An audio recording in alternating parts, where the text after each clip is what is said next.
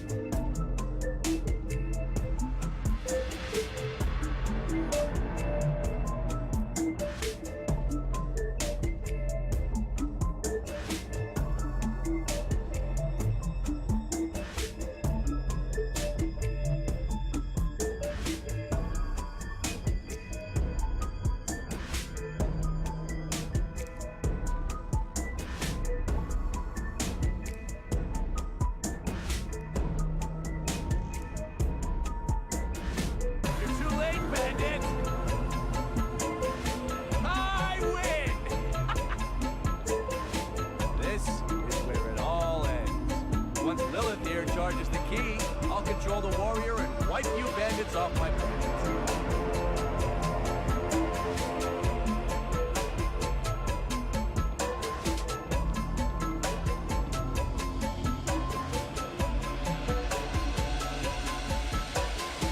The greatest helium power Pandora has ever seen. And it's mine to control!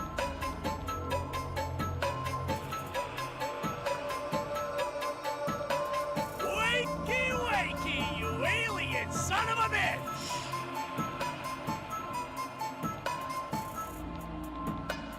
Warrior! Kill.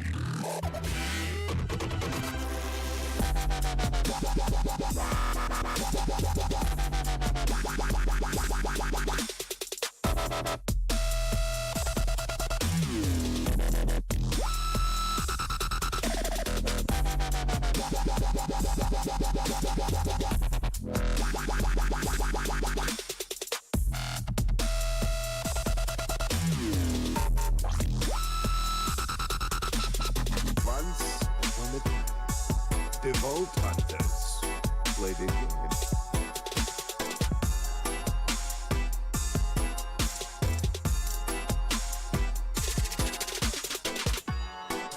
It's a lovely day in Flame Rock Check, Refuge. check, check. This place used to be really nice, until the handsome sorcerer messed everything up. Wait, didn't you just say the sorcerer messed up the town? Why would things be lovely? Whoops. What I meant to say is, it's eternal night, and you hear spooky music, and the whole area kind of smells like butts and dead people. Suddenly you're attacked by a horde of skelliemons. They start shooting at you.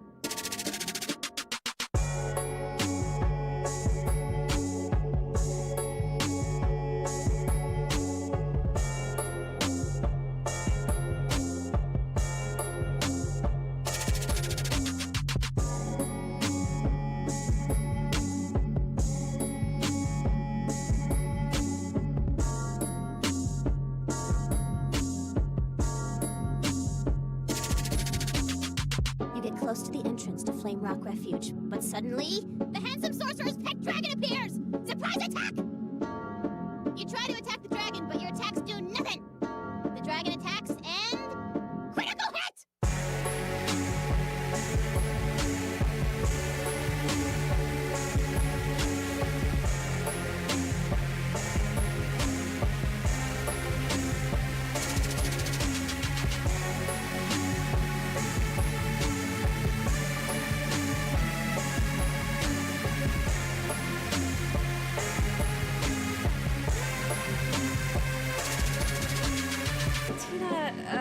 You can't start your campaign with a boss fight. Players can't win. Okay, how about a new boss?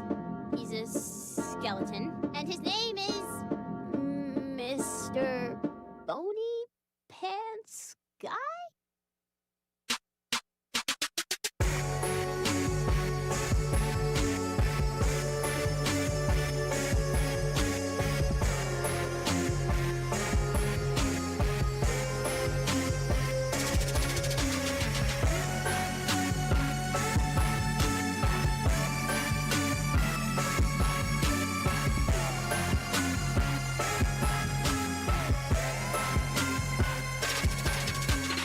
And so the Vault Hunters and their little psychopath headed back into the wasteland. It's your boy, Claptrap.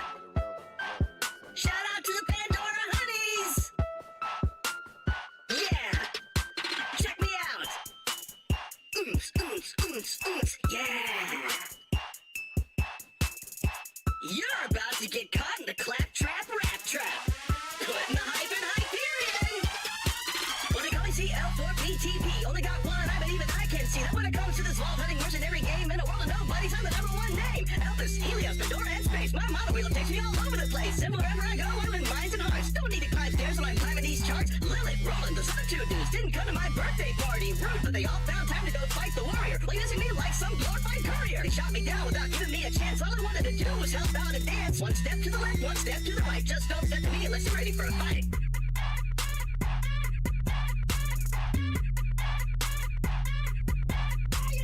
Check it out! New bonuses this week! Check it out! New bonuses this week! Check it out! New bonuses this week! Hey, that's a huge improvement!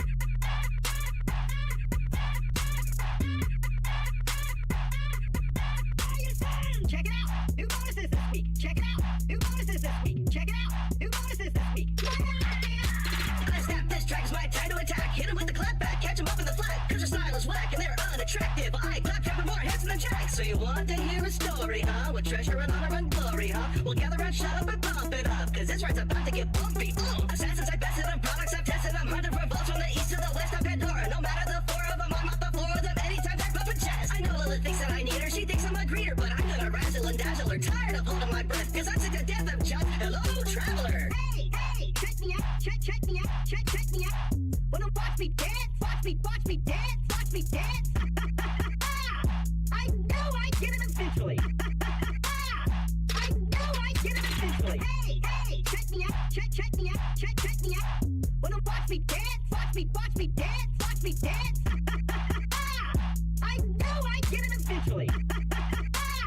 I know I get it eventually. Who was there when they got off of the bus? Who was there when other bunch of just gathering rust? Just who do you think led the vault to greatness? I should be hanging with the honeys, not totally dangerous. Yeah, I used to be a strong bubble, then I evolved into the leader of the mighty revolution. wanna should solve the issue of Hyperion's evil forever, at least until the pre-sequel. Then once again, I rolled up to the plate with new frag trap protocols. Must have been fake, cause when Sarpedon tried to blow up the moon, I blew up her face and Oliver Goon. Then I killed some Iridians and let a fault rain. Hey, even Claptrap units gotta get paid. Then I went on a quest inside of myself. Saved a day of old guff on the southern shelf.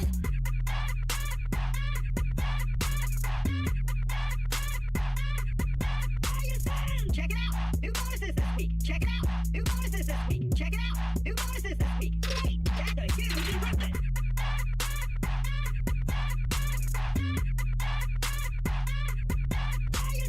Check it out! New bonuses this week! Check it out! New bonuses this week! Check it out! New bonuses this week! And did I mention Jack killed off my product line with the H-trust he got from inside of my mind? Well, it takes a little more than an admin key and a gun and a virus to shut down me. Yeah, my beats can't stop this heat I got inside, I just can't hide it. My programming, gifted jamming, dedicated RAM all day and night. I'm smooth like grease, I rise like yeast, and just because they're not deceased, they're throwing words like great and hero and defender of the peace. Well, enough with moping, now I'm coping, taking shots and I'm no scoping. Ooh, the one who faced Jack and lived, yeah, right. I was getting shot by Jack when they were fucking train rides. Word to your minion, y'all.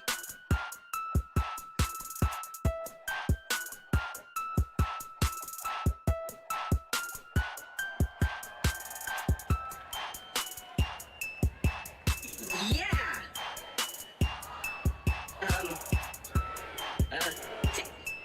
Tina? Play the video. Don't play the video. Just give me voice of God.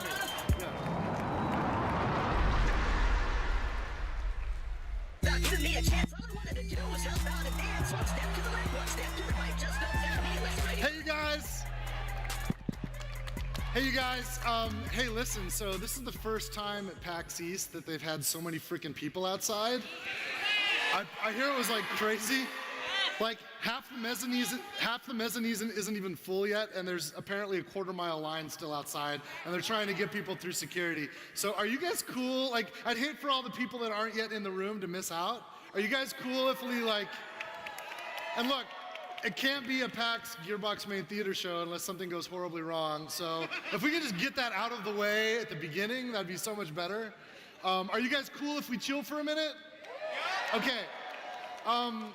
Yeah, we got another four and a half minutes on the clock. We'll see how many people that can get in before then. We'll see. We might be doing this again, depending on how fast we get through security. Thank you guys. I'll be back out in a minute.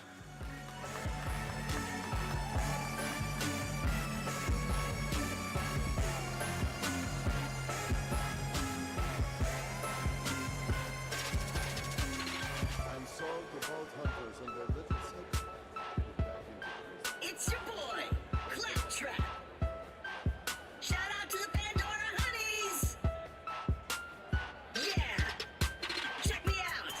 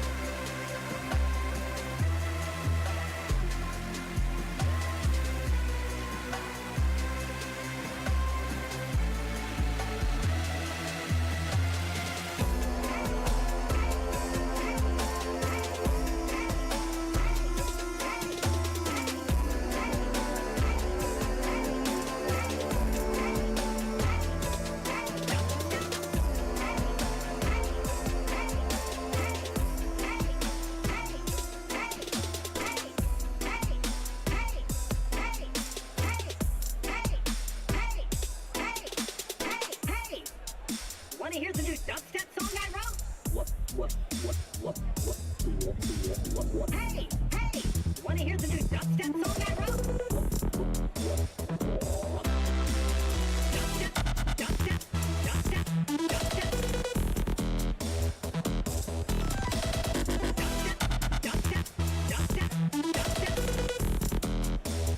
3, 2, 1, drop!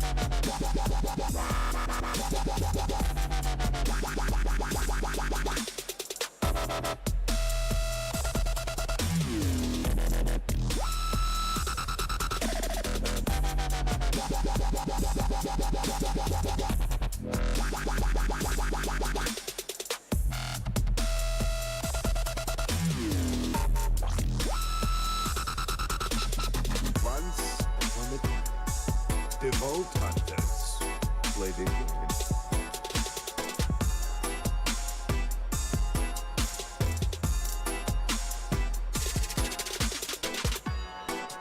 It's a lovely day in Flame Rock Refuge. This place used to be really nice, until the handsome sorcerer messed everything up. Wait, didn't you just say the sorcerer messed up the town? Why would things be lovely? Whoops. What I meant to say is, it's eternal night, and you hear spooky music, and the whole area kind of smells like butts and dead people. Suddenly you're attacked by a horde of skellimans. They start shooting at you.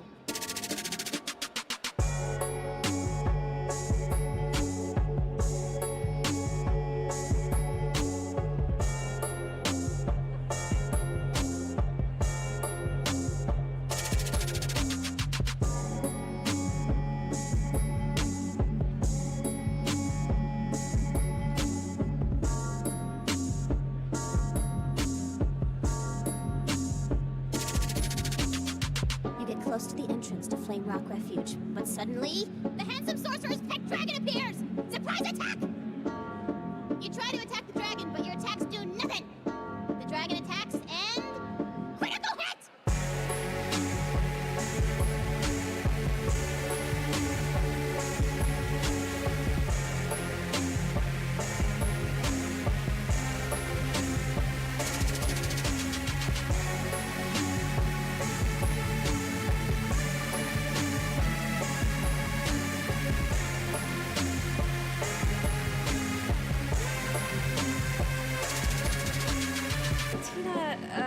You can't start your campaign with a boss fight. Players can't win.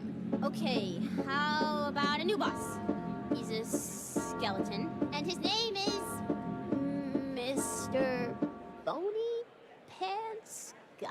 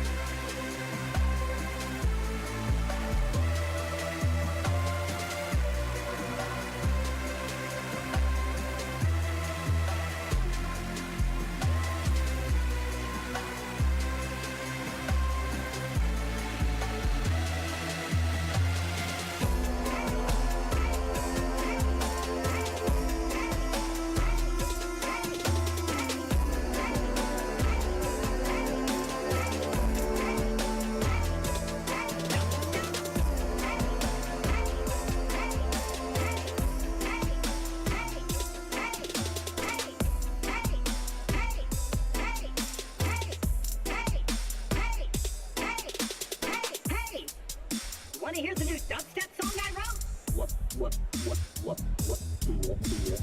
Hey, hey!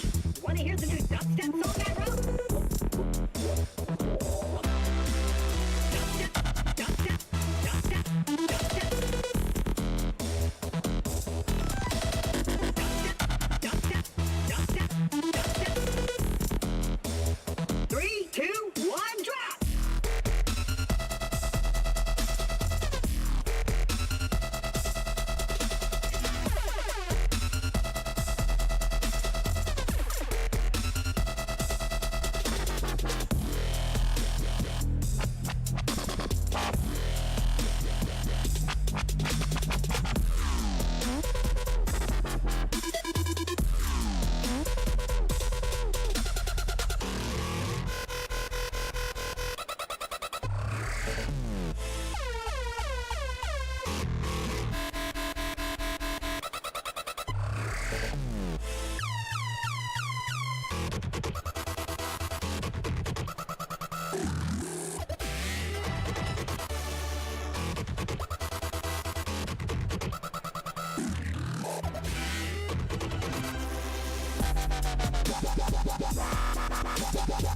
Thank you.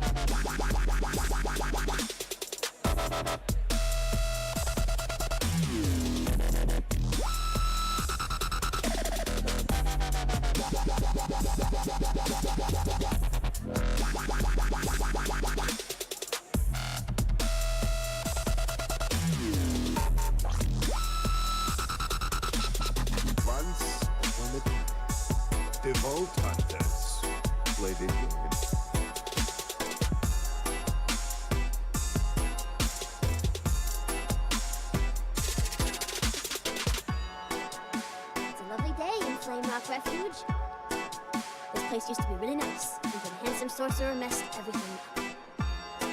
Wait, didn't you just say the sorcerer messed up the town? Why would things be lovely? Whoops. What I meant to say is, it's eternal night, and you hear spooky music, and the whole area kind of smells like butts and dead people. Suddenly you're attacked by a horde of skelly-mins. They start shooting at you.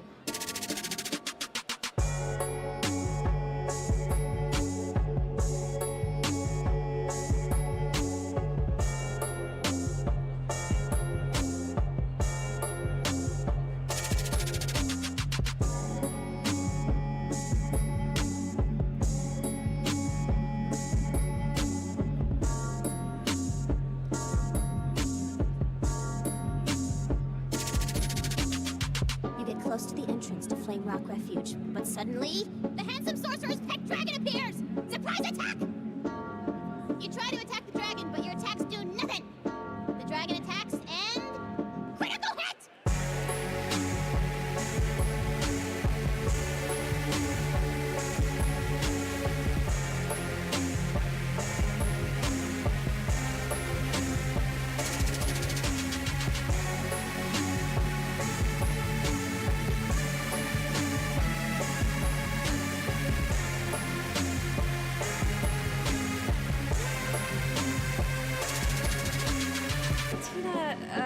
You can't start your campaign with a boss fight players can't win.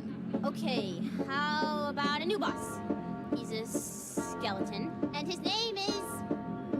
Mr. Bony Pants Guy?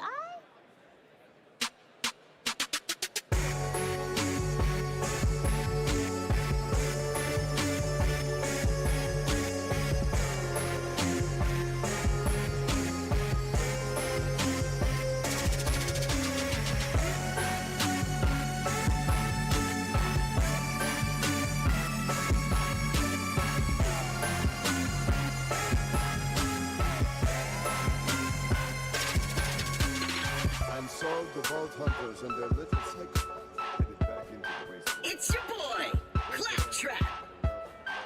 Shout out to the Pandora Honeys. Yeah, check me out.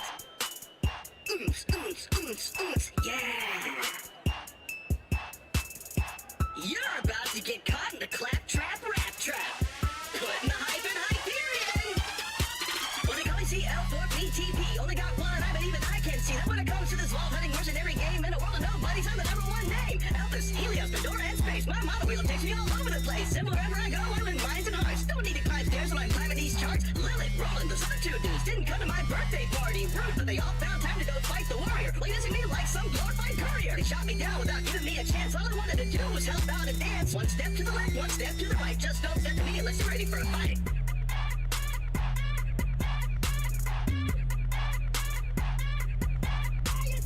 Check it out! New bonuses this week! Check it out! New bonuses this week! Check it out! New bonuses this week! Hey, that's a huge improvement!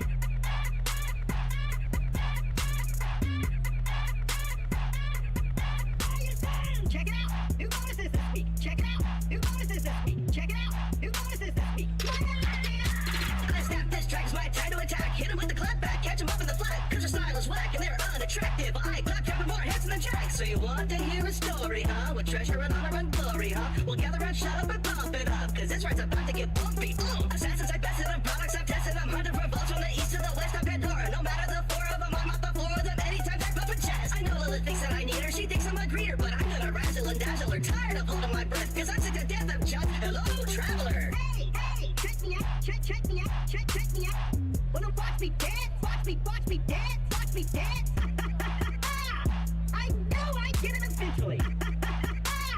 I know I get it eventually. Hey, hey, check me out, check me out, check me out. Well, don't watch me dance, watch me dance, watch me dance. I know I get it eventually. I know I get it eventually. Who was there when they got off of the bus? Who was there when other bunch of just gathering rust? Just who do you think led the fall to greatness? I should be hanging with Heidi's not totally dangerous. Yeah, I used to be a steward, but then I evolved into the leader of the mighty revolution and solved the issue of Hyperion's evil forever, at least until the pre-sequel. Then once again, I rolled up to the plate with new frag trap protocols. Must have been fake. Cause when Sarpedon tried to blow up the moon, I blew up her face and all of her goon. Then I killed some Iranians and let a vault raid. Hey, even claptracking has gotta get paid. Then I went on a quest inside of myself. Saved the day and woke up on the southern shelf.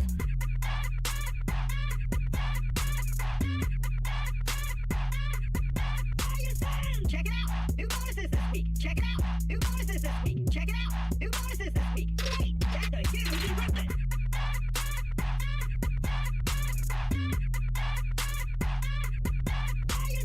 Check it out! New bonuses this week! Check it out! New bonuses this week! Check it out! New bonuses this week!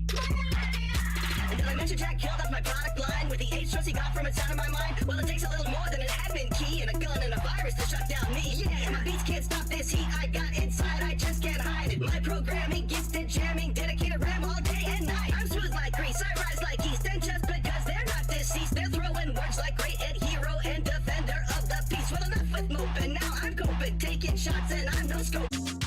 You get close to the entrance to Flame Rock Refuge, but suddenly, the handsome sorcerer's pet dragon appears! Surprise attack! You try to attack the dragon, but your attacks do nothing! The dragon attacks and... critical hit! Hey, oh, you guys.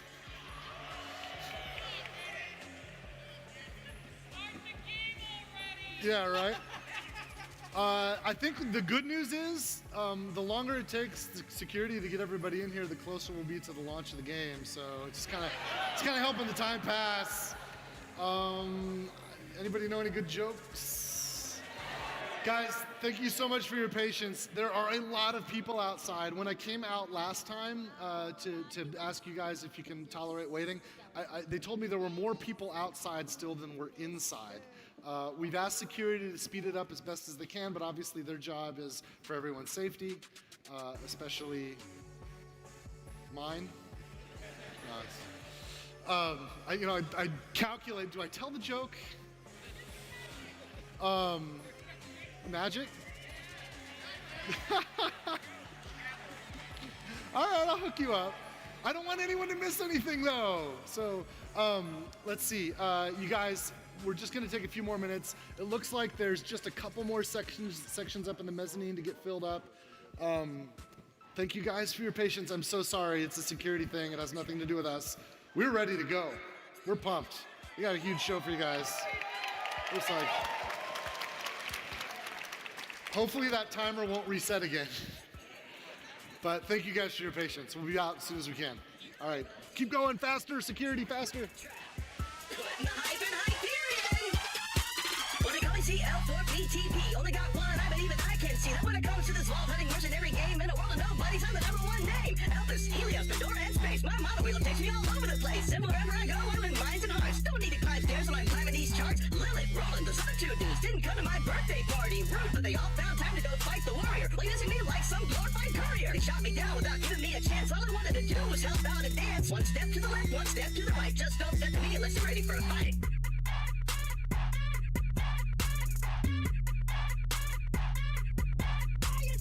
Check it out! New bonuses this week! Check it out! New bonuses this week! Check it out! New bonuses this week! Hey, that's a huge improvement!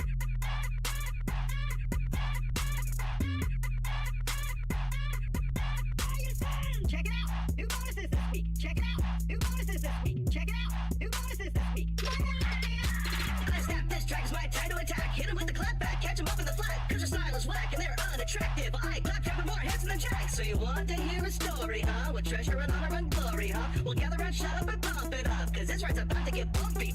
Assassins, I bested them, products I've tested them. Hunted for vaults from the east to the west of Pandora. No matter the four of them, I'm off the floor of them anytime I bump a chest. I know Lilith thinks that I need her, she thinks I'm a greeter. But I'm gonna razzle and dazzle her, tired of holding my breath. Cause I'm sick to death of just, hello, traveler. Hey, check me out, check me out, check me out.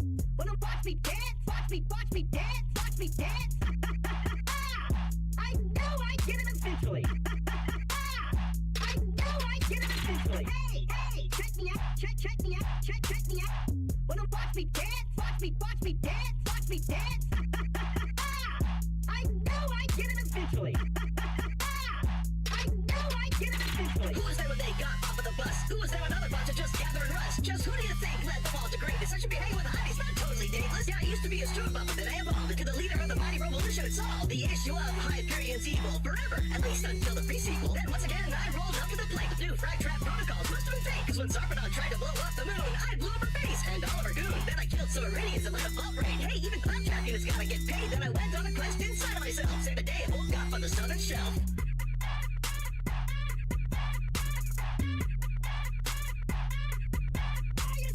Check it out! New bonuses this week! Check it out!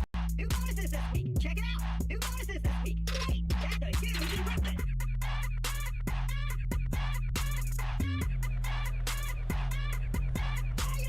Check it out! New bonuses this week! Check it out! New bonuses this week! Check it out! New bonuses this week! And did I mention Jack killed off my product line with the H he got from inside of my mind? Well, it takes a little more than an admin key and a gun and a virus to shut down me. Yeah, my beats can't stop this heat I got inside. I just can't hide it. My programming, gifted jamming, dedicated RAM all day and night. I'm smooth like grease, I rise like yeast, and just because they're not deceased, they're throwing words like great and hero and defender of the peace. Well, enough with moping, now I'm coping, taking shots and I'm no scoping. Ooh, the one who faced Jack and lived, yeah, right. I was getting shot by Jack when they were fucking train rides. Word to your minion, y'all.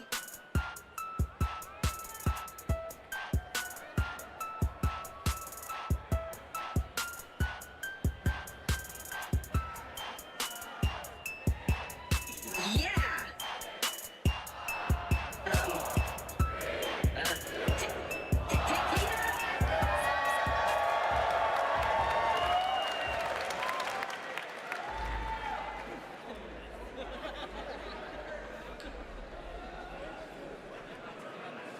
I'm timeless, like my clothes. Love's mannequin, comfortable. Not really, but I look hot.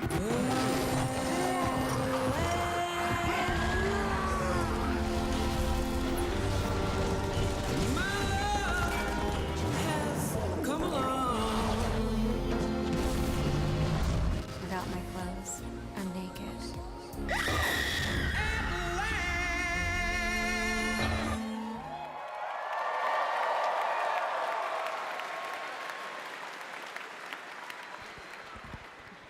All right, everybody, welcome to the stage, Randy Pitchford. Hey, you guys! How's it going? We're doing this. There's still like apparently 500 people outside, but you're with us, so we're gonna go. Are there any Borderlands fans in the house? We're almost there, you guys. It's like literally 2 weeks. September 13th. We're so close, right? Yeah, 2 weeks. I'm wearing the shirt. Did you guys see the shirt?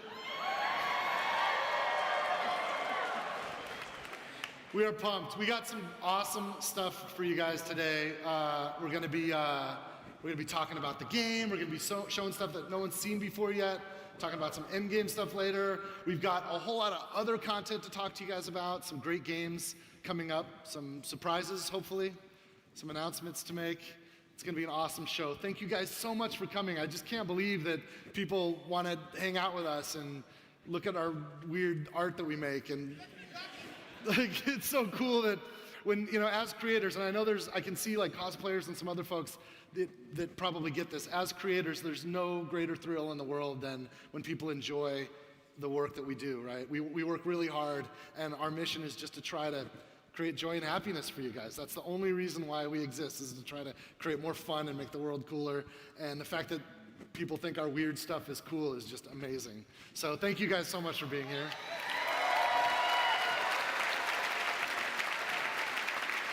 Now I know, like, if you're like me, I'm not playing the game anymore. I played it a lot, but I'm waiting until the retail version drops. So if you're like me, you just can't wait till the 13th, because that's when we're finally gonna get to play the retail version of Borderlands 3.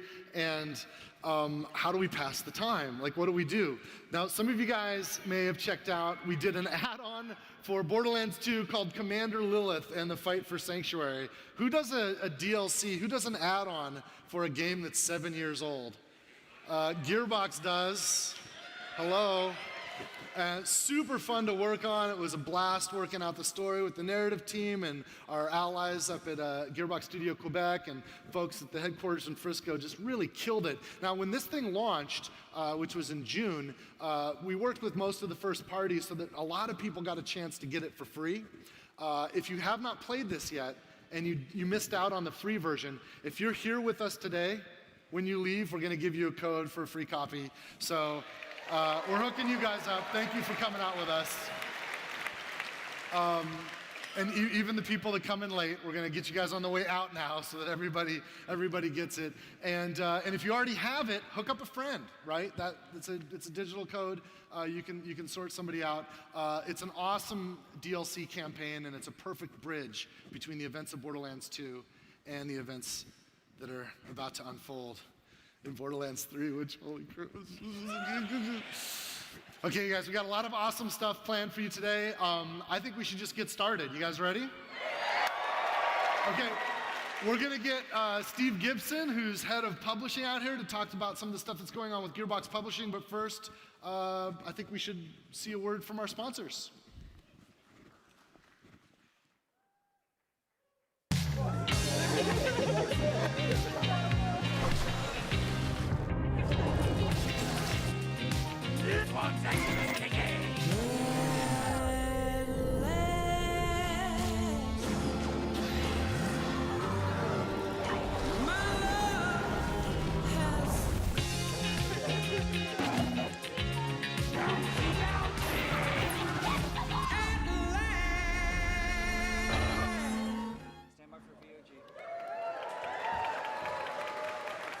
Please welcome to the stage from Gearbox Publishing, Steve Gibson.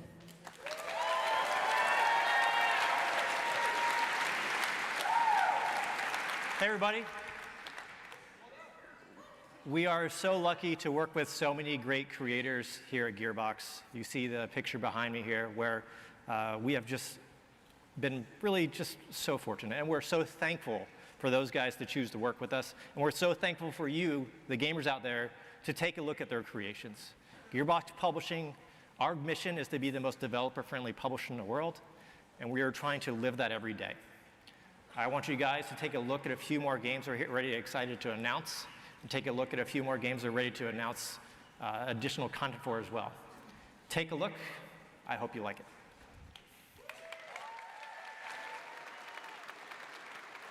Did you forget we're having Deirdre's birthday party? Have you forgotten your joy? People have to know. Why wouldn't you give me my joy? They're starving to death. Have you not noticed?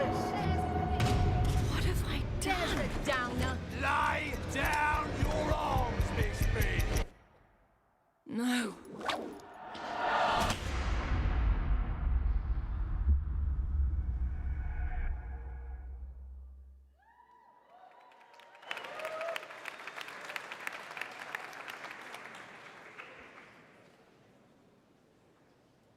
I got stuff going on you wouldn't even dream of. Oh yeah, really?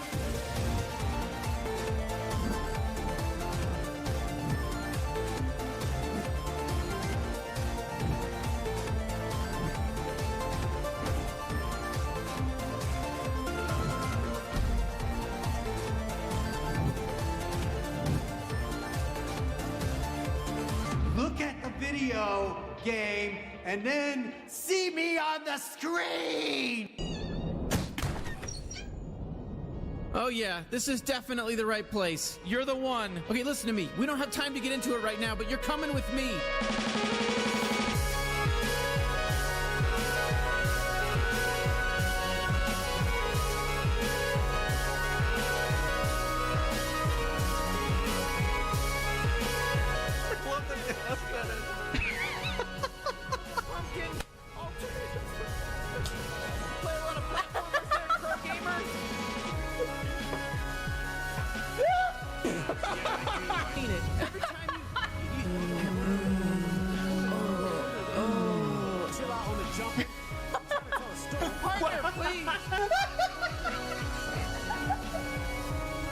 I want to hit one just to see what happens.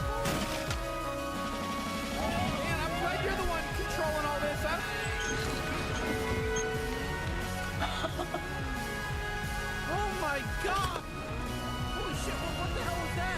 Did he just see me take a shot?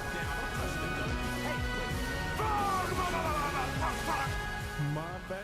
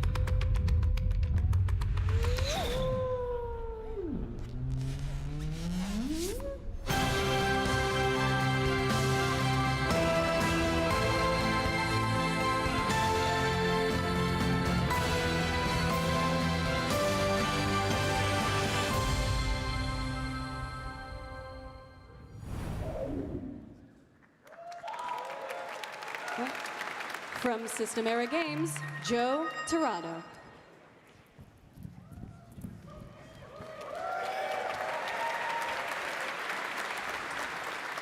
Hey everyone, super excited to be here on the first day of PAX with this amazing announcement. I gotta say, I was a little weirded out knowing that I'd be standing in front of a room with hundreds of masked psychos, and it's all good. Everyone's cool. Yeah, so I'm here to talk about Astroneer coming to PS4. It's going to be on November 14th of this fall. We're really, really excited about it. Going to be introducing all of the Sony fans to the existing 4 million players on Xbox and on Steam. So, yeah. Also, the reason why I'm here with Gearbox and Gearbox Publishing is because we actually partner with them. They're helping us do something that we wanted to do for a long time, and that's make physical retail versions of the game. So we're going to have those for both Xbox and PS4 on November 14th. So thanks so much to Gearbox Publishing.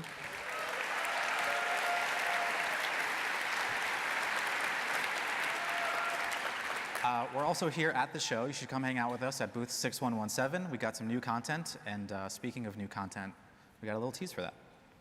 Thanks.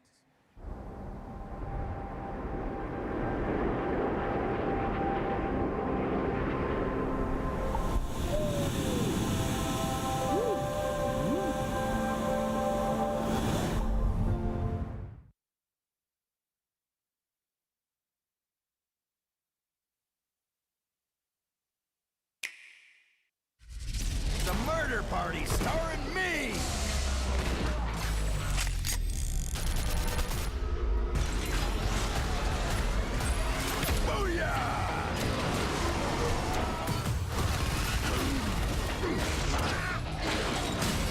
Suck it!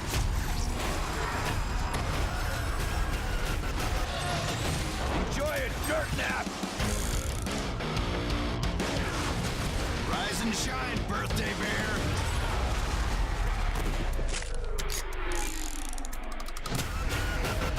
Yum yum! Blister juice!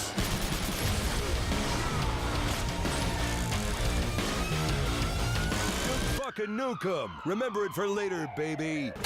Roadkill. Yes, the dance of death, motherfuckers. Keep eating it, Tubby. Faster, harder. Oh, yeah. Tell them about today's special, Lucky! I'm not even supposed to be here.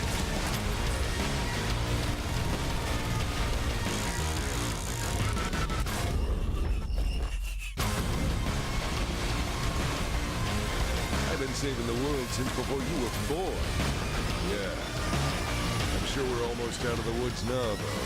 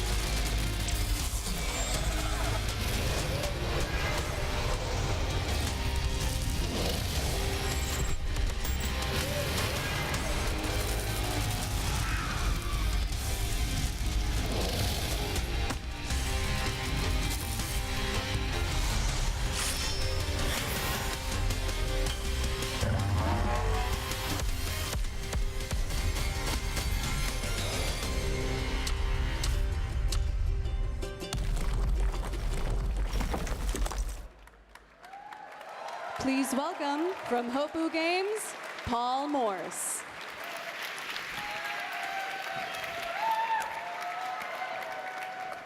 Hey guys, I'm Paul Morse from Hopu Games. And I just wanted to come out here and say thank you all so much for supporting us in our time during early access. All the tweets, all the emails, all the Discord messages have been so positive and amazing. And I just want to say thank you guys for that. Appreciate it a lot.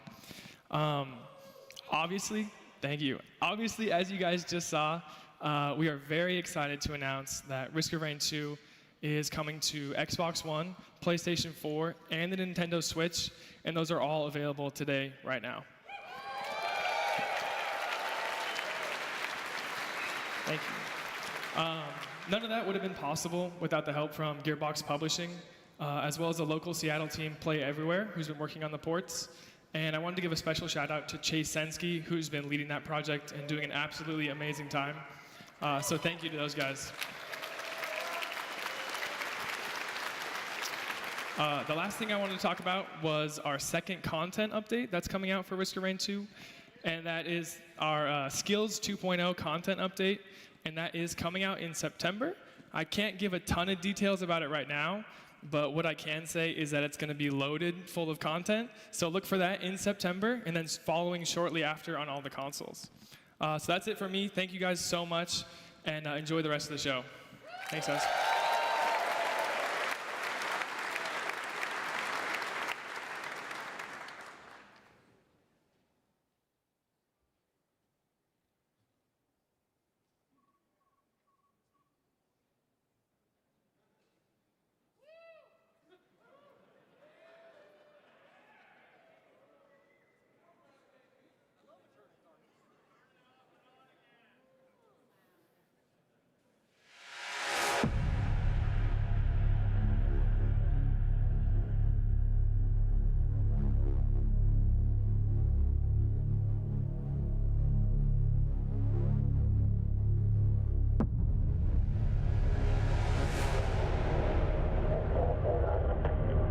Team, stand by for gate sequence initiation. Copy that. Mass distribution nominal, approach vector clean.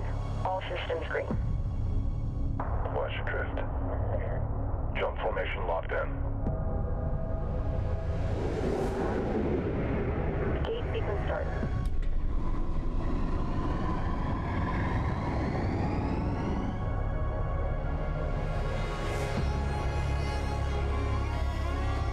Quantum waveform detected. Jump gate online. Commit systems enabled.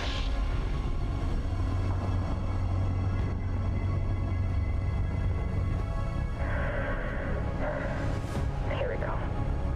Jump commit in 3, 2, 1.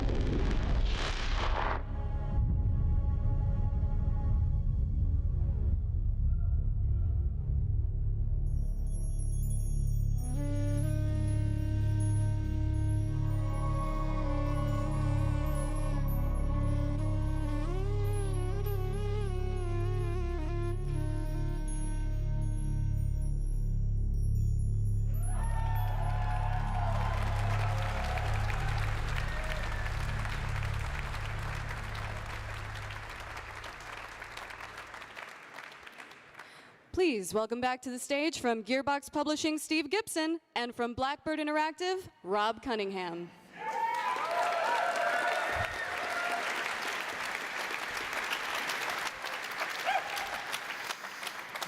Hello, everyone. Thanks so much. It's a pleasure to be here, and it is my profound honor to announce today that thanks to Gearbox Publishing, Blackbird Interactive is making Homeworld 3, finally. To say that we're excited about this project is just a ridiculous understatement. And let me tell you why. Next month is the 20th anniversary of the first title in this franchise. And when we made Homeworld in '99, we thought the big deal was going to be that it was 3D, not 2D. So it kind of tells you how far we've come as an industry since then. But we were actually completely wrong. The big deal with Homeworld was not that it was 3D. The big deal with Homeworld was the way it resonated with the fans, that the way it affected them, and the feedback that we've had over the years, the fan mail, the fan fiction, the fan art. In particular, the letters that people have written to us, the personal letters that they've written to us. They've taken the time to articulate why they connected with it, how it resonated with them, and you know, how it inspired them. So, you know, it was that emotional connection that mattered to us, and it really touched us. And, you know, much more than an artistic or technical achievement, which is, of course, so quickly, you know, blown away by the next amazing thing. So when the opportunity came with Steve and his team to make Homeworld 3 finally, we thought, you know, what are we going to do here? And we thought, you know, obviously what we're going to do is make this thing an absolute love letter to the Homeworld fans that have been wanting this thing for so long, and give them exactly what they want. And we know exactly what the Homeworld fans want. They want just massive spaceships fighting it out in space, epic fleet combat on a massive scale. They want gorgeous, spectacular, immersive environments. They want a story that follows the story of Homeworld 2 in a satisfying way that is true to the spirit of the original game and you know, true to its roots. You know, and most of all, they want that special sort of Homeworld tone and vibe that you know, the brand is known for. So, you know, we're going to do all these things, and then we're like, okay, well, how are we going to do that? And the way we're going to do that is by putting together an absolute perfect team of individuals, of talents, who have the chemistry, the history, the familiarity with the IP to pull this off. So we're talking about concept director Aaron Kambitz, who was the original lead artist on the Homeworld games. We're talking about Paul Ruskay, audio composer. Paul's done all the music on every Homeworld game ever made. He's going to be doing the music on this too. And of course, Rory Maguire and the development team at Blackbird Interactive, many of whom are Homeworld development franchise veterans. So, you know, I think with this perfect team of individuals, we can deliver a worthy and authentic sequel into the franchise that the fans, you know, want, they expect, and Lord knows they deserve. So thank you to Steve and his team at Gearbox Publishing for making this happen. Huge thank you and much love to the Homeworld fans and the fan community. And thank you guys here at PAX today. Thanks very much.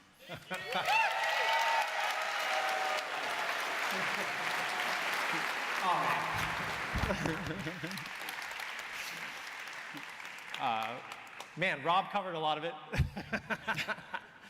It is much like it is for Rob. This is a labor of passion for us at Gearbox.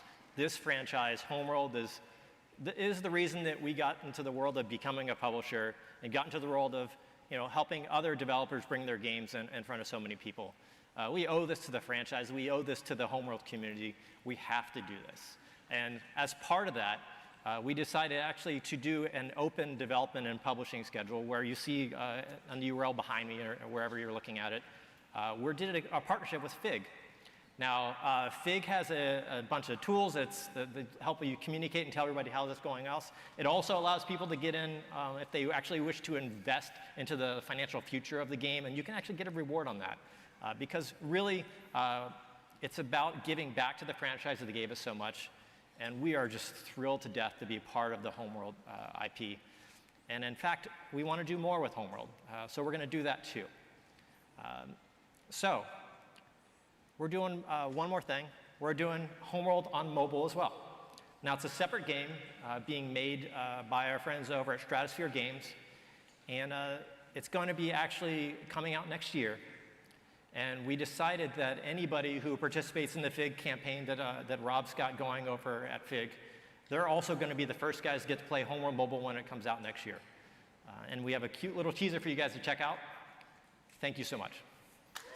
Thanks, guys.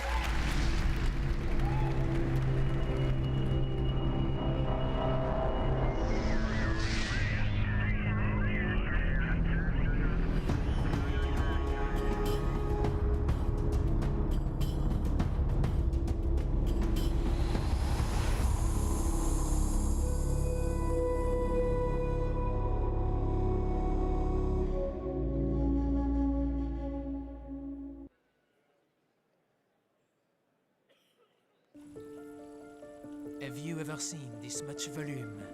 Take your volume to the next level. With shine, you can see, and shimmer, you can feel. Perfect! I have found thee! My love has come along. Sauvage. Rock that noggin!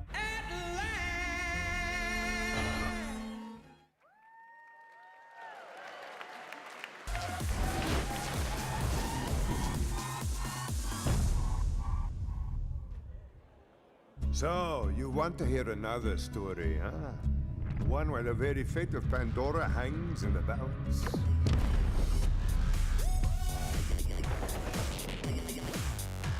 Miss me, sugar? Who's ready for a mother humping tea party? Freestyle!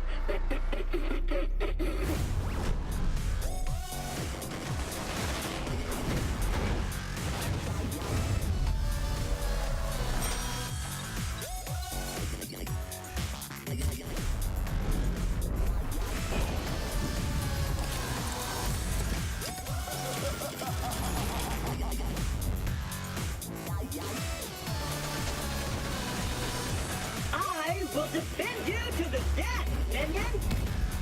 Okay, no, I won't!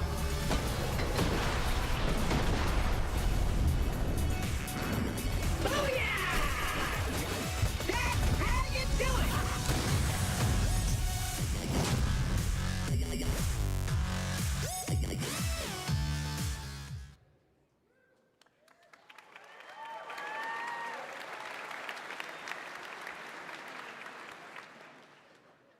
So we made a VR game. It's like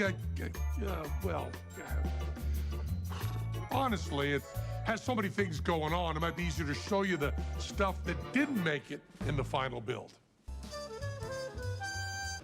As staunch rationalists, Tel and I get especially worked up about the life-endangering nonsense peddled by the anti-vaccine movement. Meet the cuddly friend into which we dump all that frustration. Here's how it works. Step 1, you invite your anti-vaxxer friends over. Step 2, while they're being entertained by our deliberately non-threatening presentation of a deadly virus, you are waiting to deliver a harmless prank, as harmless as possible. That one was canceled because our lawyer here said it was illegal. Well, it is aggravated assault. Well, can we maybe make a donation to some childhood vaccination program instead? Sure, why not? Okay, let's do that.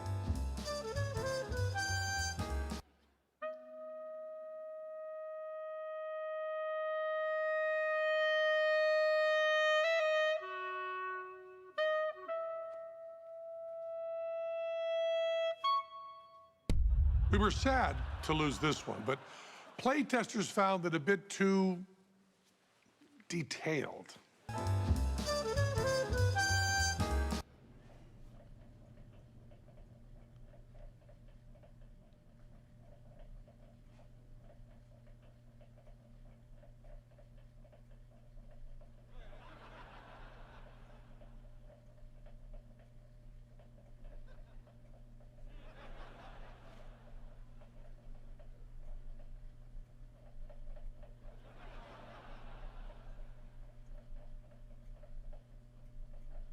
Actually, that one's in the game.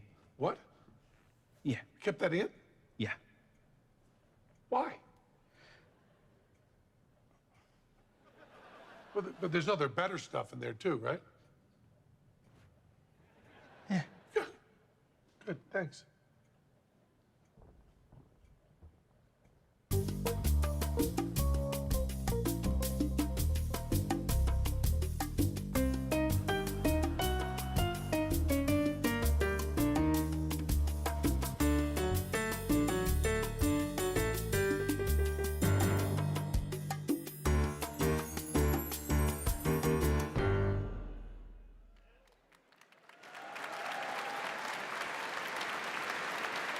Welcome back to the stage, Randy Pitchford. Hey guys. Yeah, it was really a lot of fun working on that project with my friends Penn and Teller. By the way, that video when they made that commercial with the vaccination thing, the actors that were playing the role of the family that was getting vaccinated, they were actually anti-vaxxers. We didn't know this until we were shooting. And I actually made a huge donation to UNICEF to help vaccinate children. In fact, we have already vaccinated 10,000 children.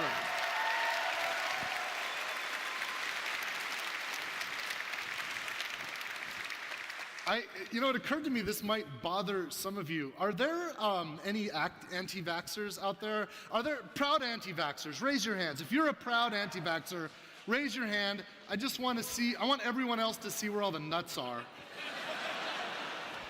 Seriously, you gotta get on the right team here, you guys. We're all breathing the same air here. Come on. Science.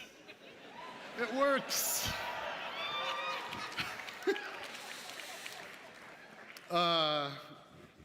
Speaking of magic, I know I promised earlier to those of you guys that were already here, have we filled the place yet? Are there still people outside? I do a magic trick, and I thought some of you don't want to see that. Let's get to the good stuff. Let's get to the Borderlands stuff. So I found a way to do both at the same time. How many of you guys know that there's actually a collector's edition of Borderlands 3? What if we unboxed it right here on stage? Hey, hey, Scott, Anthony, can you guys come on out here and help? Scott Kester, art director, and Anthony Nicholson, a senior producer on Borderlands 3. Let's get this out here. We're gonna show you what's inside this bad boy. Now let me tell you something, this doesn't exist, so it was kind of like weird the way they did it. We and the team and Gearbox, and we worked really hard to make this incredibly awesome collector's edition, working with some outside help that know how to make physical stuff, because we only know how to make the art and come up with the ideas. You guys can start popping that out. Look at this thing, this is the loot chest. This is solid business here. And you can see how it opens. Go ahead and open it up. Let's show them how this thing opens here. We really cared about this, made this as awesome as could. And then it just showed up the day that we announced the game back in April at PAX East, and showed up on the GameStop website, and it sold out instantly. So I don't know if any of you guys got lucky enough to get one. Did any of you guys pre-order? You didn't even know what you were buying, because we hadn't even told everybody yet. Check this out. So this is where the game, you can put your game disc in here, or your steel book edition or whatever. There's this one box that includes, these are keychains of all the vault keys. Now notice, you've never seen any of these vault keys, so some of you guys are gonna zoom in on this and spoil some shit. None of these are Lilith's map vault key, which of course, if you played Commander Lilith and the Fight for Sanctuary, I'm getting spoilers away here. Yeah. We got these action figures. There's 12 minifigs. Yeah, pull some of these out here. They're super awesome. Look at this is Tyrene. Look how awesome that is. Right? And then pull out Ellie. She's my favorite. Oh, sure. Yeah. Look how badass that is. Isn't that cool? You guys zooming in on this? Yeah. It's killer. So there's a bunch. There's awesome stuff. So we raised hell, because there's a lot of people that would want this that never got a chance to get it. So we're going to tell you about that. I've got a chance right now. We got this collector sample sent to us. The only collector samples that Gearbox has access to is right here at PAX. This is the only one. And I thought, look at this. This is a model, like an old school snap type model. Yep. Look at the packaging. It's like Torg, and we did all this stuff. Yeah. And then the instructions. Check this out. Yeah, all the artwork here too was done internally at Gearbox, which is awesome. So we kind of tried to cater all the pieces of it to be something that you would find in the actual cloth map of the universe. There's a lot of spoilers on there. Yeah. So, don't look. No peeking. Shout out on your blog. Yeah, but this is it. So I thought it would be fun to have a contest right now. I'll play a little game with you guys.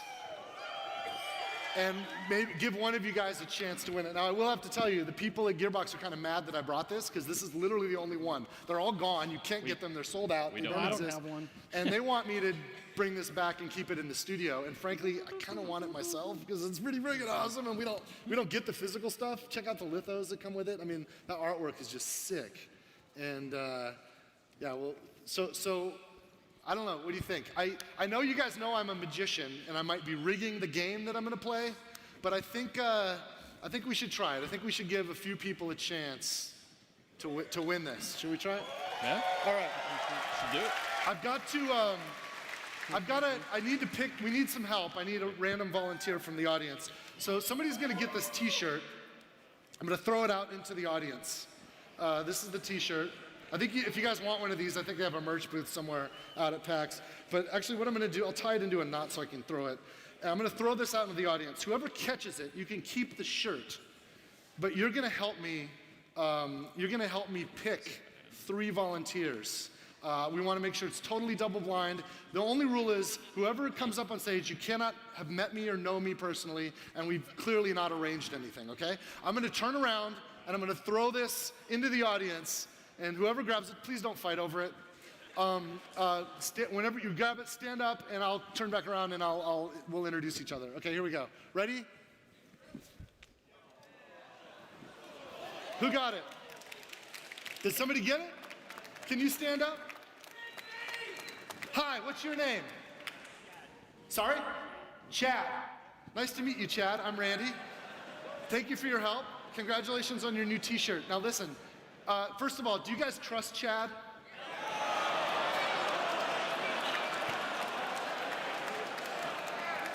Is it because he's named Chad?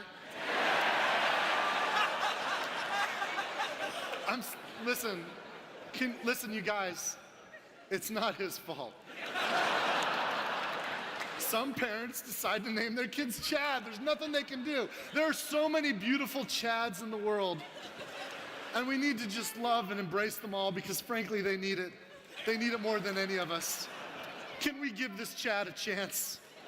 Okay. Chad, you've got a job to do. Turn around. You're gonna look for 3 people. Pick a guy first, and hold on. And they have to agree that they don't know me. Okay? Pick somebody, Chad. Who's being put? If Chad picks you, stand up and meet up my enforcer friend over here off to the side. Chad, pick somebody. Who'd you pick? We got 2 more choices to make, man. Let's make this snappy. Who did you pick? Pick someone, Chad. Pick a dude. Chad, please pick a dude right now. Chad, please pick someone. Okay, this guy, what's your name? Todd, come on up here, Todd. Go to the enforcer. Chad, stand up. Pick someone else. This time, pick a girl. Pick a woman.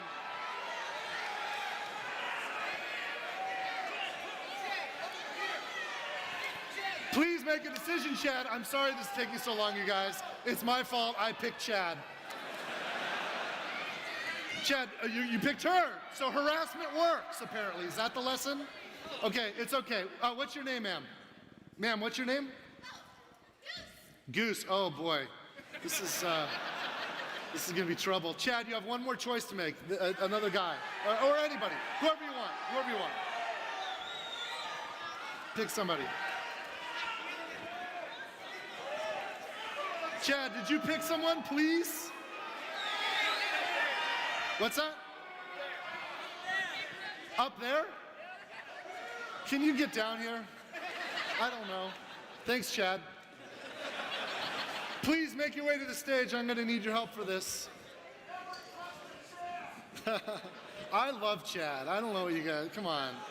Chad is great. Can you guys please come down as quickly as you can, come to the stage. Let me tell you what we're gonna do. I have prepared some envelopes. And inside these envelopes is a ticket. Now, 3 of these 4 envelopes contain a boring, plain white ticket that has the word loser on it. One of these envelopes contains a beautiful golden ticket that says winner. Now, I'm not going to even play the game. Are the three ready? Can you guys come on stage, please? Can our enforcer help get them on stage? Please bring them on stage. Let's welcome them on stage. We'll meet all our contestants. Please, can we just get them on stage? Okay, and we're gonna let them make all the choices. We're gonna let them make. I'm not even gonna play, and their job is to try to pick the envelope that doesn't have the loser ticket, but has the golden ticket. Hey, see these T's? One of you stand right here. One of you stand here. Here, you stand here. That's fine. Why don't you stand in the middle? There we go. Okay, and I'll stand over here. Now, what's your name? Todd. Todd. Todd, could you actually step up to the microphone? Todd, I'm going to tell you about these envelopes. Okay, now all of these envelopes, they all have something written on them. In fact, the first envelope, envelope number 1, has something written on it. This is the only envelope that has something written on it, even though all of the other envelopes do have something written on it. It's just not something. It's something else, except it's not something else. The question you have to ask yourself, Todd, is would I put the golden ticket in an envelope that says something on it, even though we know that all of the envelopes have something, even if it's not something that you want. Don't think about it too hard. Todd, I have a second envelope. If you don't go for envelope number 1, you might go for envelope 2, which says nothing. Envelope number 2 says nothing, even though that means it does say something, but as I promised, it doesn't say something else. Todd, the question you have to ask yourself is would I put the golden ticket in the envelope that says nothing? It says nothing. But what if it contains something? Maybe it's a double-double bluff. It's a head game. This is how I mess with you, Todd. I intend to win. On behalf of the Gearbox team, I intend to win. If you don't go for envelope number 2, you might go for envelope number 3, which says yours. Envelope number 3 says yours.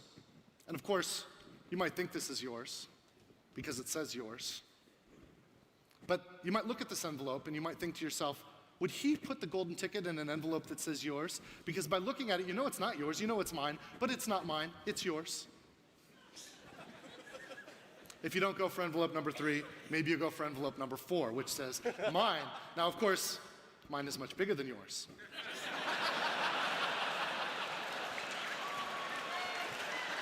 Get over it, it's genetics. But you have to ask yourself, Todd, right? Todd, would I put the golden ticket in the envelope that says mine? Because you might look at this and you might think that it's yours. But no, this is mine. The other one's yours. This one is mine. So Todd, I'm going to count to 3. And when I do, you're going to say the name of the envelope. Whichever envelope you name is the envelope that you will receive. 1, 2, 3. Nothing. Nothing. And can we agree that the choice that you made was your choice and yours alone? Yes. And that this has been completely fair? I believe this is nothing.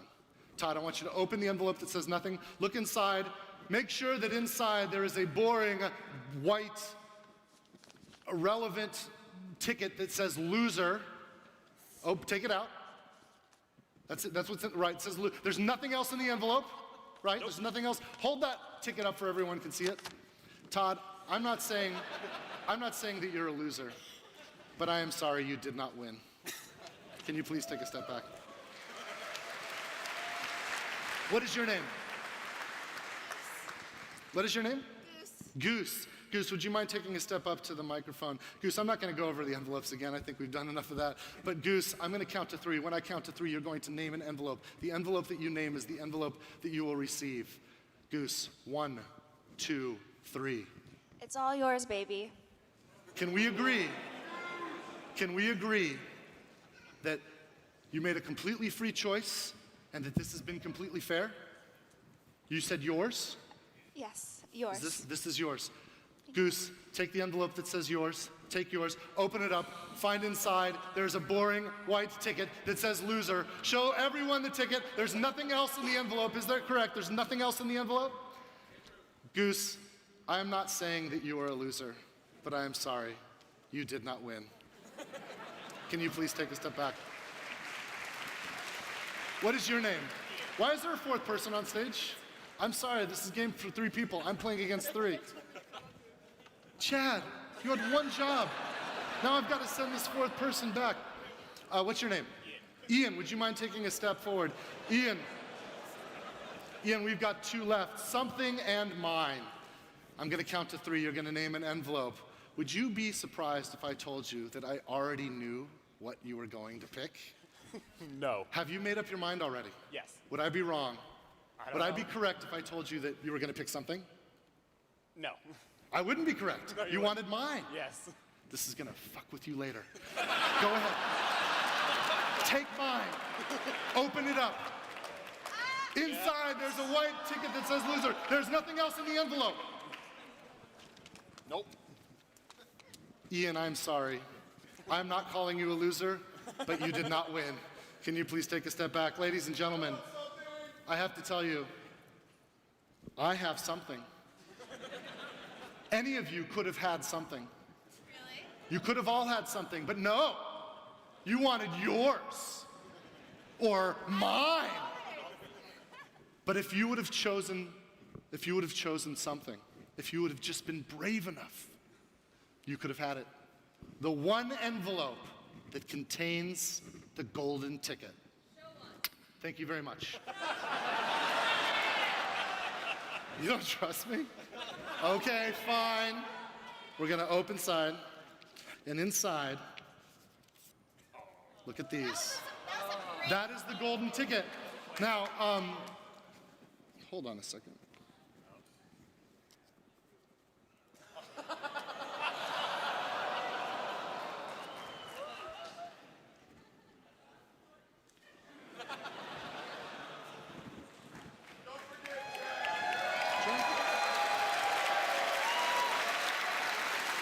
Ian, Goose, Todd, you guys are all winners. I told a bit of a fib earlier.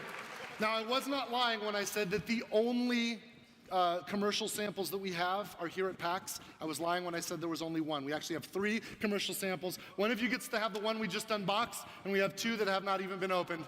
You guys, these are for you.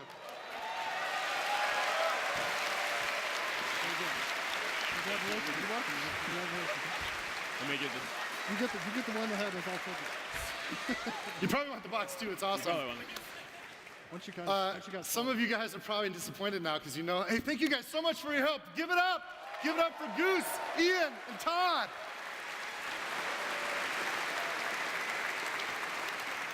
I know some of you guys are probably disappointed because you would have wanted your own chance to get a diamond loot chest, collector's edition.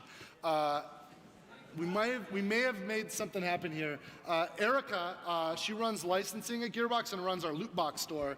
Erica, can you come out? Do you have a mic? Use that mic. Erica's going to tell us how we can get a loot box. All right. Sorry that Chad rejected all of you guys.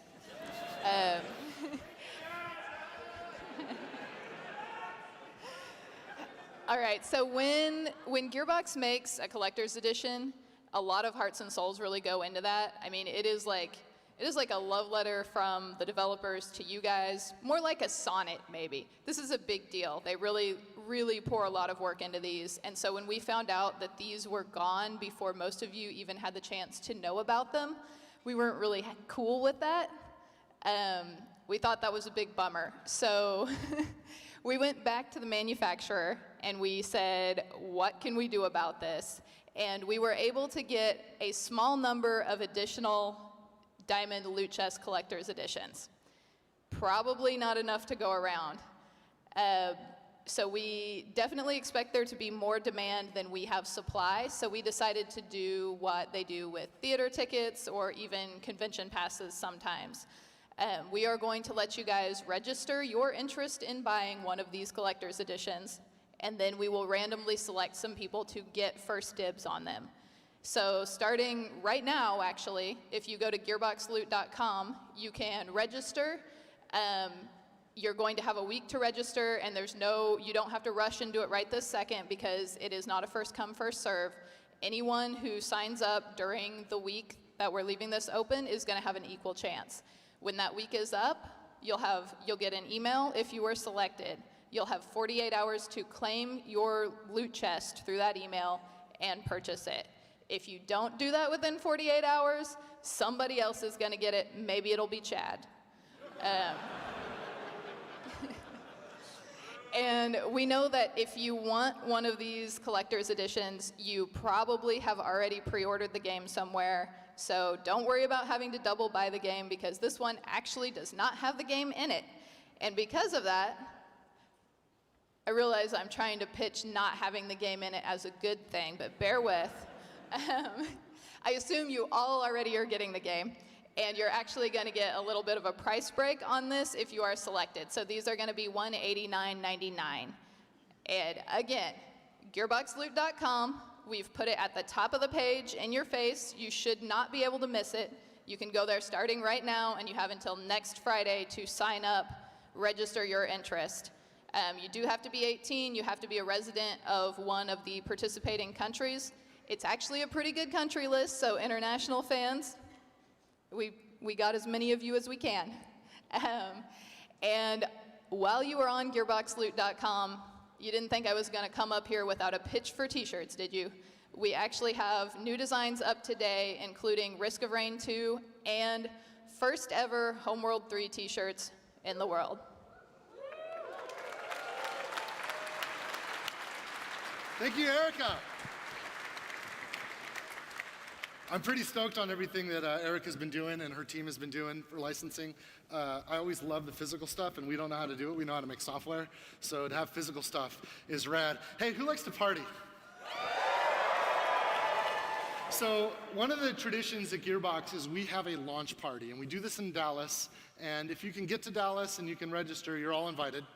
It's going to be sick. This thing's going to be on September 6th. It's a Friday. It's 1 week from today, I think. And check out who's playing, right? We've got Salt and Pepper's DJ Spinderella. We've got Mixmaster Mike from the Beastie Boys. The Heavy, who did Short Change Hero in Borderlands 2. They're coming back. And there's a big surprise about that you'll probably find out about. And we got some other surprises. It's going to be an awesome party. You guys are welcome to come celebrate with us. You can go to the website. I don't see it on the slide there, but I think you can register on. There's a party website. You can probably find it on the internet. We look on social. We've promoted it, and then you can register for a chance to get a free ticket to the party. If you cannot make it to Dallas, you cannot be with us live, join us virtually. This is the first time we're going to stream the party.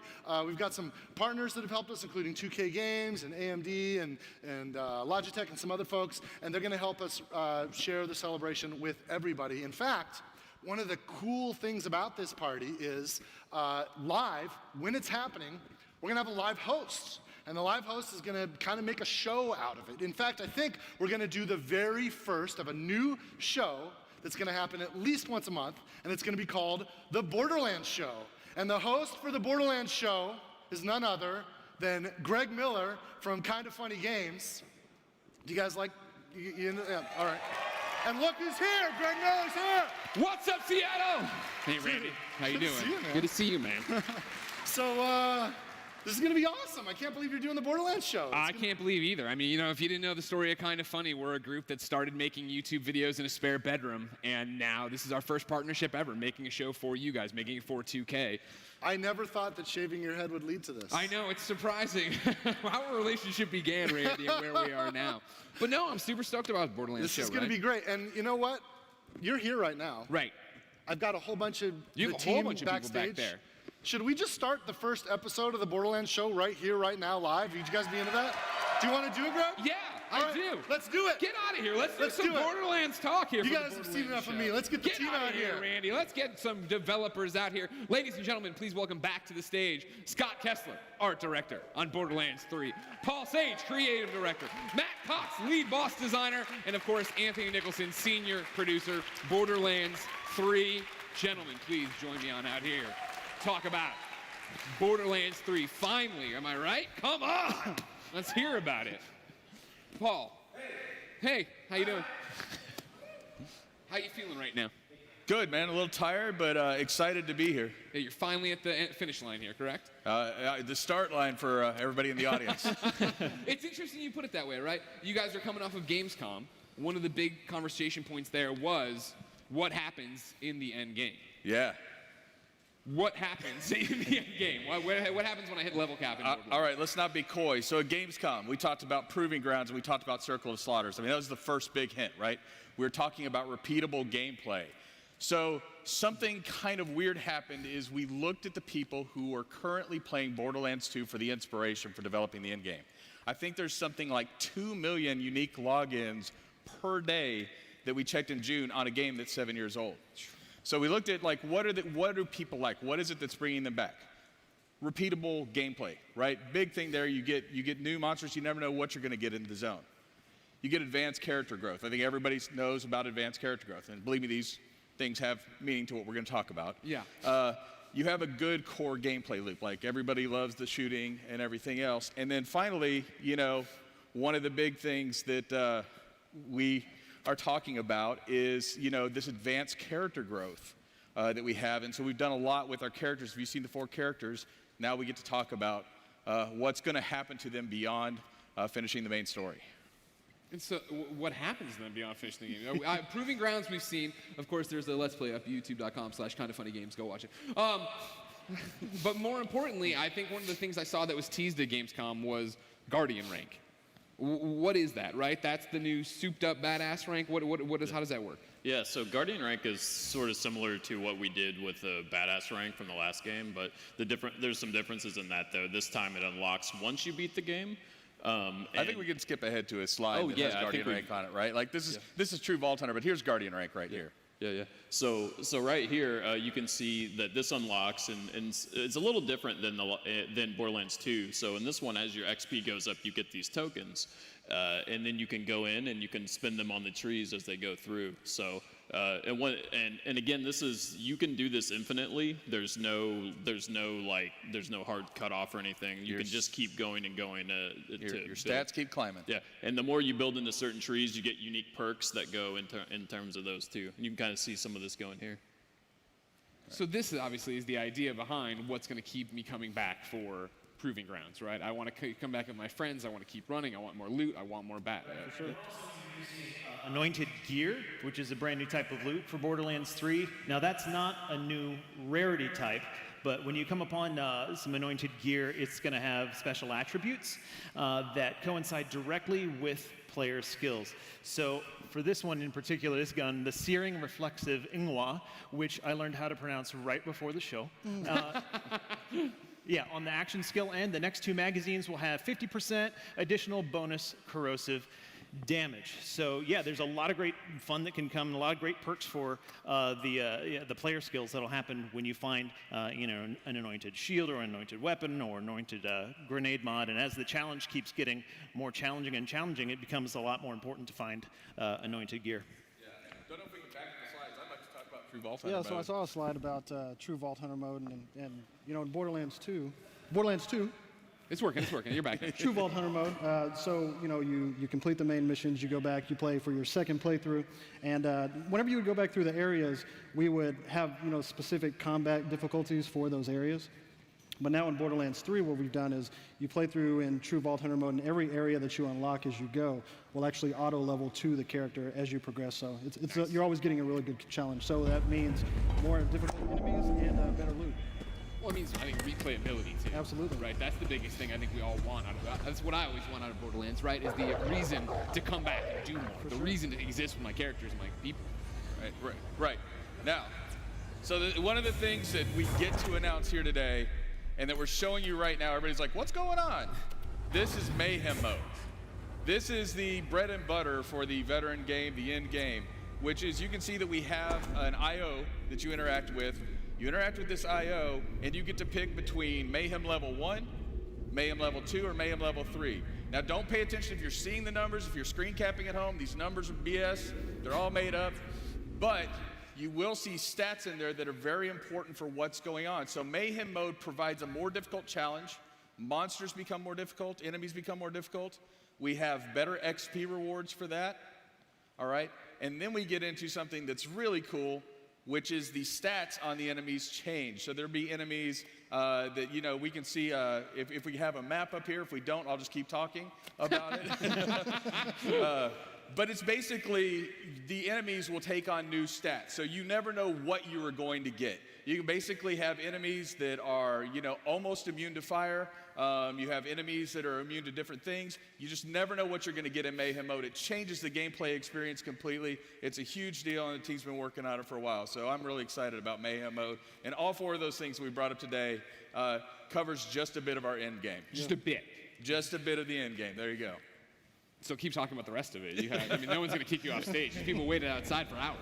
Yeah, here we are. So you can see the map, and you can see that we're in Mayhem mode. You know, hopefully people can see that behind me. You can see Mayhem mode. You can see some of the stats as you pull that up. So every time you go into a new map, you have new stats. If you change it, you make it harder. It's, you know, we've been getting a lot of internal feedback from, you know, our testers, and they've been saying, you know, hey, love this mode. So I hope everybody out there loves it. Yeah, I got to say, Grant Kao really did a knockout job working on this stuff, and he's put a lot into it, and the team really is adding to that replayability like you're talking about. Is this, like, from the onset of planning what Borderlands 3 was going to be, were you guys like, we have to make a game that when you get to the end game, it's just getting started? Yeah, absolutely. That was something that was really critical is, you know, we want people to keep playing this, you know, for another 7 years as well. Are you guys excited for it? Sounds pretty good. Do you guys have anything else you want to announce? Anything else you want to tease? I mean, no. I tried, everybody. I get hurt first if that happens. Yeah. Well, remember, everybody, the Borderlands show premieres September 18th. It's going to be on Borderlands' Twitch, Borderlands' YouTube. You go out there. Paul, you're coming to San Francisco to be our first guest. That's what they told me. Yeah, well, it's going to be me and Fran Mirabelle III, so you better strap in, all right? We're going to have some questions for you. All right, man. I'll be there. All right, great. Yeah. We want you to be a part of the show as well. Obviously, we're building the show for you. It's a Kind of Funny podcast for you guys. So head over to kindoffunny.com/Borderlands. You can submit your questions for Paul himself. You can give us your reviews for the game once you start playing. But yeah, we're very excited to be part of this. Very. All right. Now tell something else, Paul. Tell us something exclusive else. You can see Mayhem. I think we're gonna bring Randy back on stage for a little bit of a wrap up here. Fine. Seems like you're just trying to get out of it. It seems like you're trying to wiggle out of answering any of my questions. Because I have a lot of questions about Endgame beyond this. All right. Well, then we have something to talk about in San Francisco. God dang it. All right, fine. Ladies and gentlemen, give it up for the developers of Borderlands 3.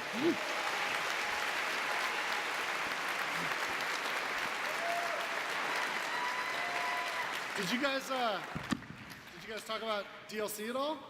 That's your job. Do we have a slide for that? We do. So, you know, we don't just stop just because there's all this incredible endgame content in the game. We keep going, and there's going to be a lot of awesome free content that's going to come to everybody who plays Borderlands 3. The first thing that we're announcing today is sometime in the next month or so after the game launches, we're going to start the Bloody Harvest event. And this is a free content update for everybody. It includes a lot of fun new activities and gameplay and unique event rewards. Nobody has to spend a dime. None of that microtransaction junk.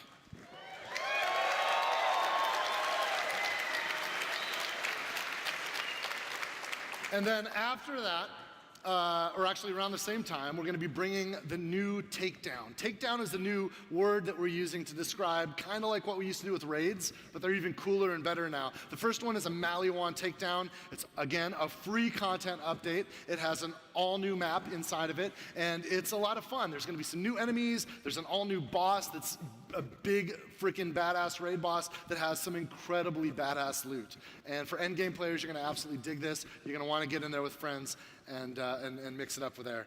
And then, of course, for anybody that's jumped in with the season pass, or if you got the super deluxe edition that includes the season pass, which I recommend, by the way, because that's stupid value. The DLCs that we're building, you know, we went gold a few weeks ago and we started working on the DLCs, and I've been working with the narrative team to build the outlines and getting with and you know, Paul and Keith, the mission guy, and our narrative designers. We've just been having fun with this DLC. And I can already tell you, if you think of like the best of the DLC we've done in the past, like that's kind of like the threshold for where the bar is for every campaign DLC that we're doing this time around. It is absolutely nuts what we're going into. We're so excited about it.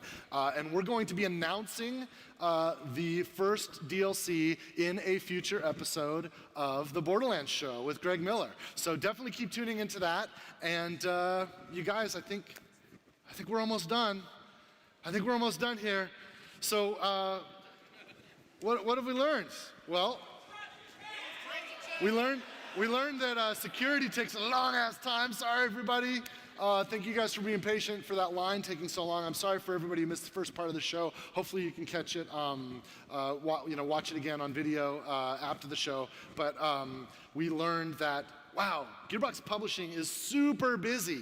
Super, super busy. Trover is amazing. I haven't played Trover much myself, but my wife played the entire game. It was freaking hilarious. I was sitting next to her on the couch while she played it. It was absolutely hilarious. Highly recommend that. Bulletstorm, one of my all-time favorites. You can now play it on Switch. And Astroneer is coming to PlayStation 4 and has a retail release on PlayStation and Xbox because of Gearbox Publishing. And Risk of Rain 2 is absolutely killing it. That's amazing. By the way, actually, before I talk about Risk of Rain 2, did you guys notice that we announced Homeworld 3? Like, 3 is in the air, man. Somehow Gearbox learned to count to 3 and suddenly it's just happening. It's just happening. There's new DLC coming for We Happy Few. And yeah, I mentioned Risk of Rain 2. When you guys leave today, make sure on the way out that you pick up one of these. These are going to be given out by the enforcers. This is a collector's commemorative token. On one side, it says PAX 2019. On the other side, it says Risk of Rain 2. And my finger is covering a code, because that code is a free copy of the game for everybody in the room.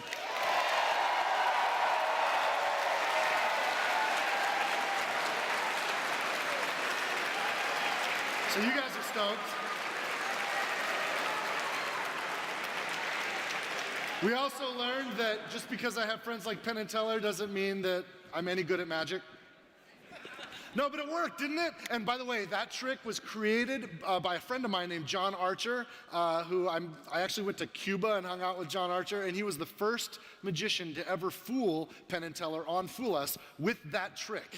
So I thought, and he gave it up for magicians like me to be able to entertain folks like you. And we looked at the loot box. We looked at the diamond loot crate, and we learned how we get a second chance, because Erica's awesome. So if anybody wants that, get your second chance.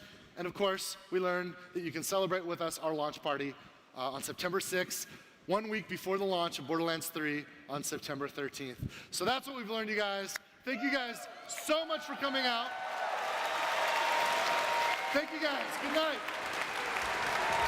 Scam Razor 55, my lovely. Me and Troy got the shirts you sent, and we'll send a pic of us wearing them on the show just as soon as we get the torsos out. I love that pause. Just as you guys are a disgusting mess of humanity. Horrible. Cool, let's grab that one more time. You're my most loyal follower, Vault Thief. You just don't know it yet. That was beautiful. Yeah. Want to get one more of that, or are we good? That was it. That was... Yeah, okay, cool. We just got one more line. They betrayed the family. Oh, then Troy said something great. Gods don't negotiate! I love it! Love it! Anyway, that map is super busted, so go ahead and take it. I'll swing by later to pick it up. That's fun. That is fun, yeah.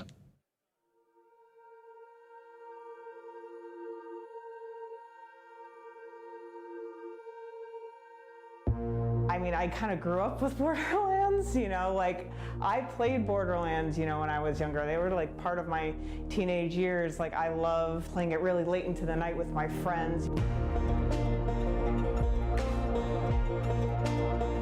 Borderlands is very near and dear to my heart because it was one of those titles that I played a lot with my friends. And so if you would have asked me, like 10 years ago that you'd be working on Borderlands 3, I'd have been like, nah, you're bullshitting me.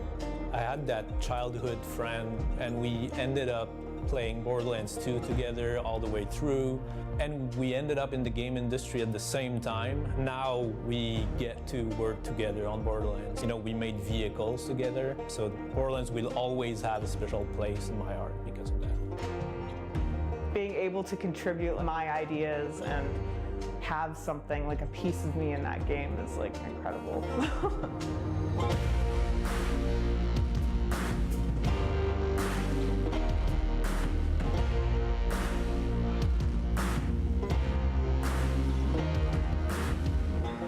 I remember beating Borderlands 2 and like getting to the end where you see all the awesome star map with the vault symbols and being like, I don't know how, but I want to work on that game.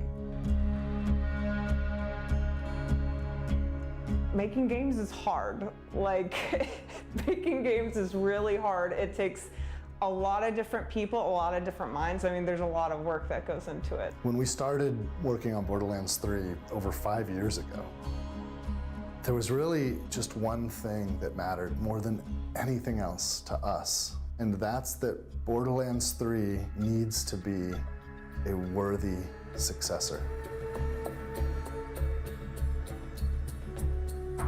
About 3.5 years ago, we made the switch to UE4, which meant everything that we had worked on and built up to that point were gone. And then all of a sudden, it was like being back in school. Like, I'm having to relearn everything. And so it was kind of like building a bicycle while you're riding it. You're going down a huge slope on a mountain, on the biggest mountain you've ever slid down, and you're having to fix that back tire.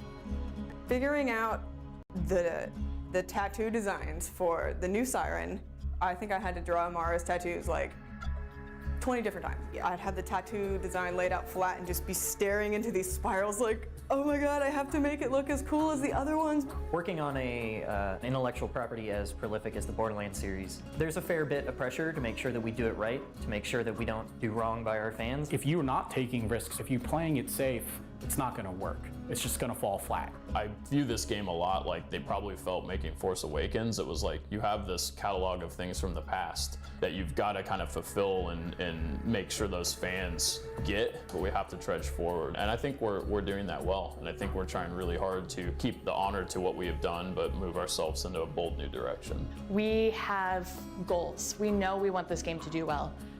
So people will analyze their own work and be like, I know this can be better. I'm going to spend a little bit of extra time. It's really, really challenging. And I got to say that they really pulled off.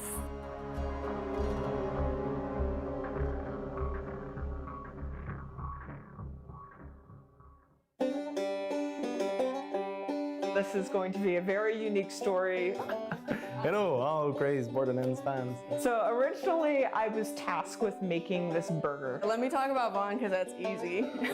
To me, the mission only came together when the jazz music was added. I don't know where that idea came from. Offhandedly, in a meeting, someone said, that might be used for a gun.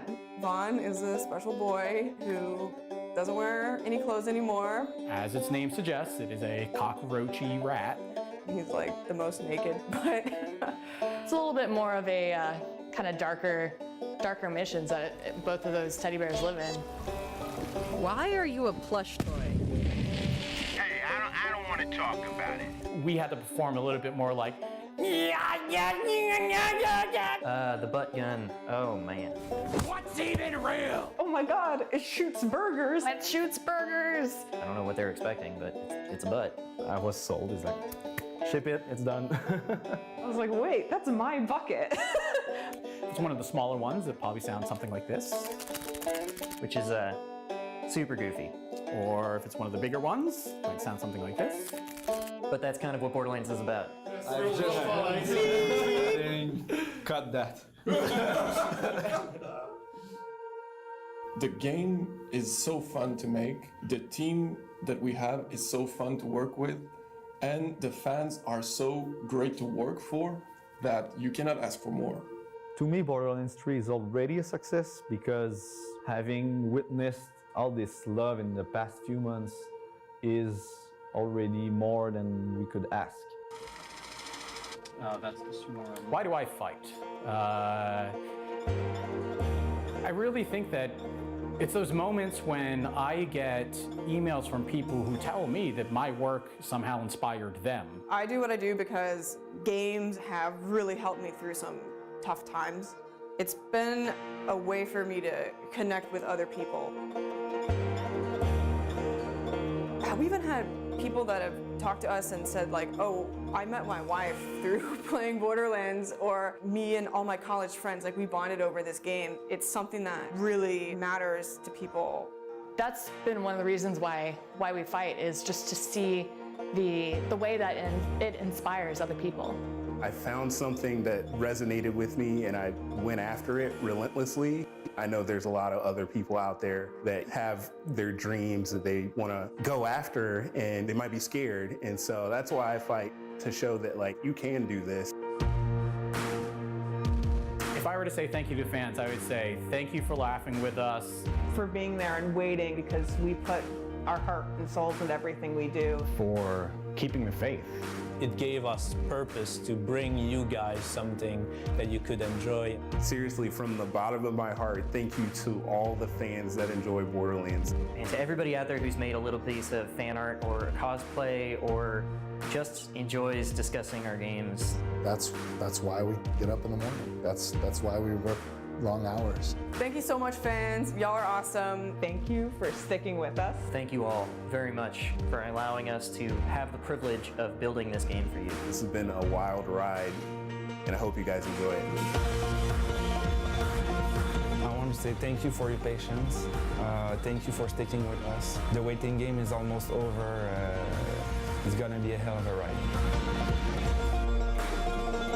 We exist only to try to entertain all the people of Gearbox, all of the hours, years that we work on Borderlands 3 is motivated by one thing, and that is your joy and happiness.